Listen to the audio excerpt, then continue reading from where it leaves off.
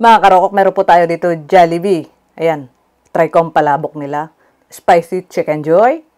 Siyempre may Coke tayo. Bago tayo kakain, advance happy birthday kina Rapa ngayon September 17 at kay Ella ngayon pong September 26. Advance happy birthday po. Try natin yung palabok ng Jollibee. Lagyan muna natin kalamansi. Mayaman sila sa kalamansi.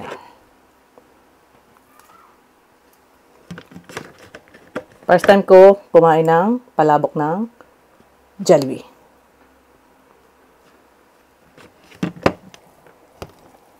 Haluin natin. Gusto ko yung matingkad yung kulay. Oh. Pasensya na kayo, nag-crave na ako, naglaway na ako. Alam mo, pag gusto mo ang pagkain, maglalaway ka.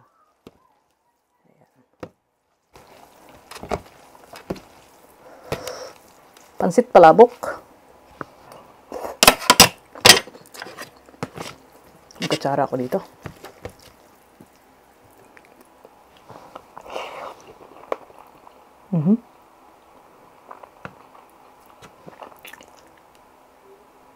Agad. May nakagat ako na buto. Matigas. Ubos ko kaya itong palabok ng Jollibee.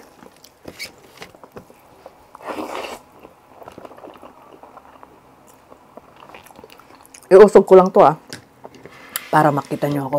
Yun.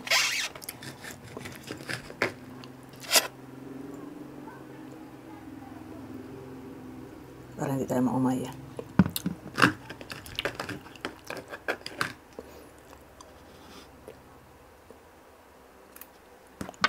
Maliliit yung kalamansi. Kaya medyo wala pang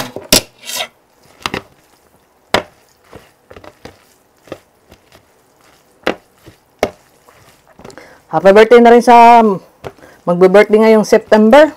Happy birthday po. In advance.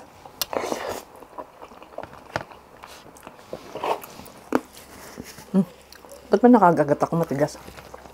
Parang ngipin ko.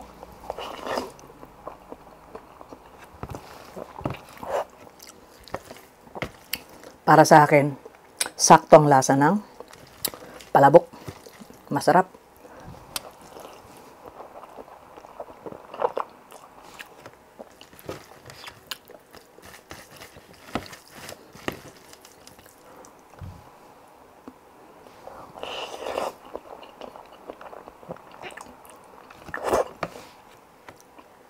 Dito tayo sa paborito ng lahat. Ito yung sauce niya. Spicy. Salamat pala sa Jollibee Baknutan. Kasi dati, pag bumibili ako ng take out, ganito, ang binibigay ay nasa breast lang, tapos lahat pabuto. Diyan sa mga video ko, minsan may reklamo ako dyan. Pero ngayon, nagtanong ako, baka pwede may legs and then mix para naman maganda, masaya. Mayroon na sila. Ayan. Sa mga bibili ng Jollibee sa Baknutan, mayroon na silang legs. In 2 years na nandito na ako sa Pinas, ngayon ko lang nakain ang legs ng Jollibee Baknutan. Ayan. Lagi ako bumibili dyan. Ngayon lang ako may legs na kasi. Kasi sabi sa akin ng crew, i-request mo. Kaya bago ko kinuha, chinek ko nga muna kung ganun nga talaga. Ayan, thank you Jollibee Baknutan.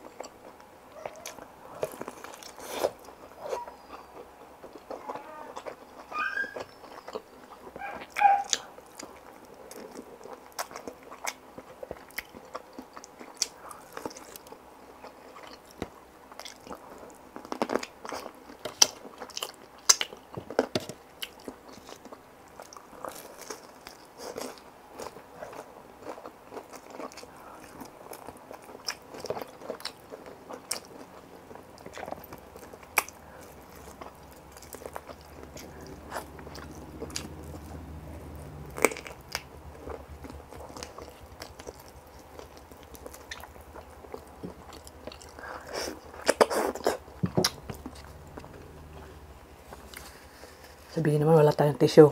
Sa totoo lang, kaya ayaw ko magpunas ng tissue kasi yung tissue natin dito, dumidikit. Pero yung, di ko naman sa compare. Kasi sa ibang bansa, yung tissue nila, makapal. Sulit. Pero dito sa atin, ang nipis, di ba? Alam niyo naman siguro yun kung nagagamit kayo ng tissue. Pag-compare nyo yung dalawa, ang layo ng...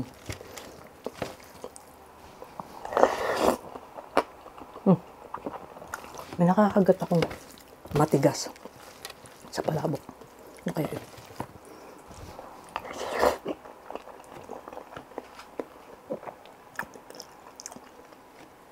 Perfect ang lasa. Gustong gusto ko. Sakto. Ano kaya to?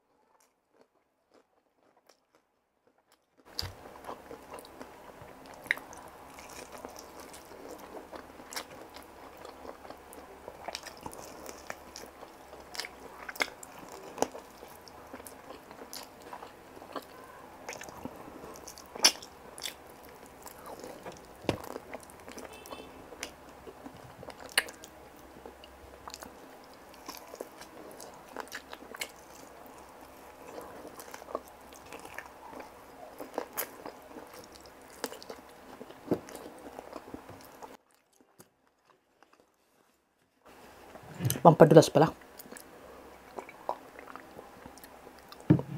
Mamaya ng soft drinks kasi baka mabusog kayo tayo.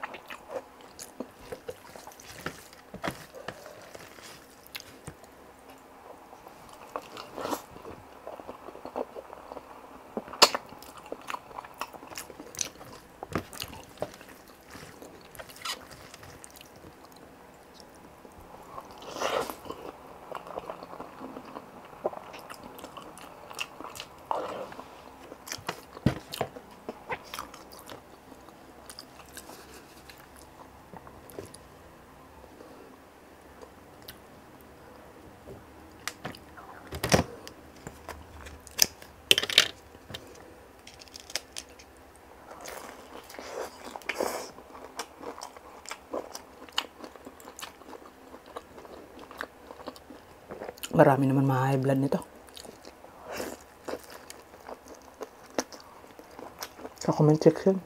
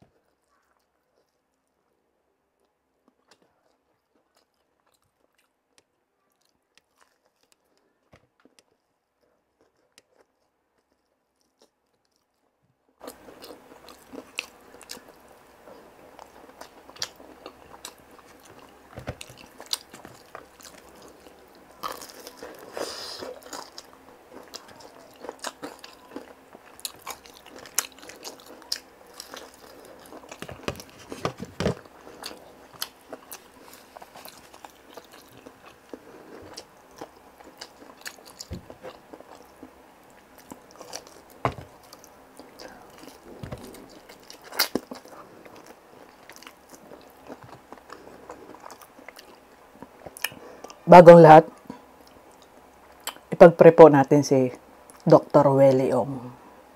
Kung followers po kayo, sa mga followers ko, pag-pre po natin.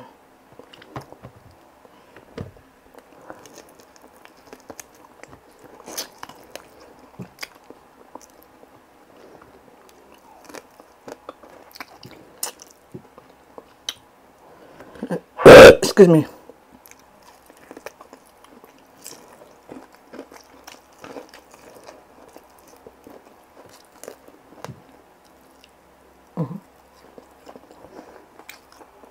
Marami siyang natulungan tao. Kaya, ang masasabi ko lang din, hindi natin alam ang buhay natin. Kahit sabihin na healthy tayo, ako rin, hindi ko alam. Kasi, sinabi din sa akin ng doktor na clear naman lahat. Okay, balance. Pag tinanong mo, ang sagot sa'yo, hindi natin alam. Kaya, hindi po natin alam kung hanggang kailan tayo dito sa mundo. Kasi isa lang ang nakakaalam niyan. Kahit na anong ingat natin, kung talagang time na natin, ang Diyos lang ang nakakaalam kung hanggang kailan tayo. Pasensya na kayo. Yun lang masasabi ko. Hindi natin alam ang buhay natin. Kaya pag-pray natin si Doc Willie Ong.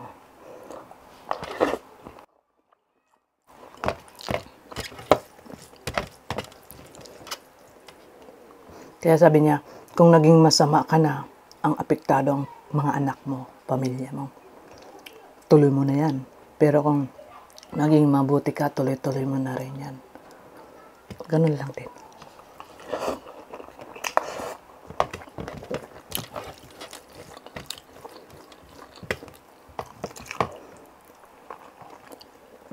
Ano sahog niya? Karne.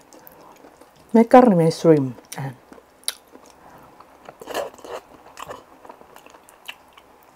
Karne nga siya. Masarap nito, tinapa. Tinapa at saka shrimp.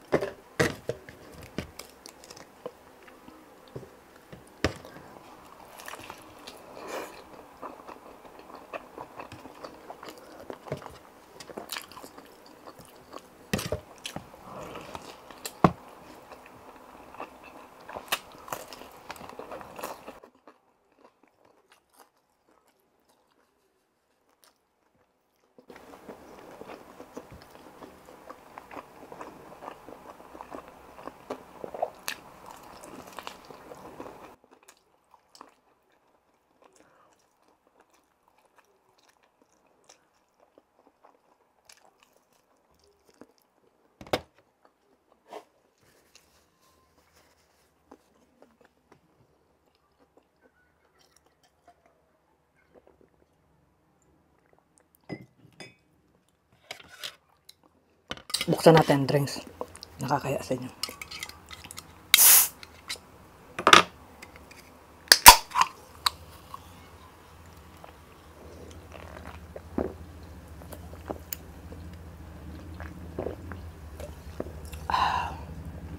Thank you.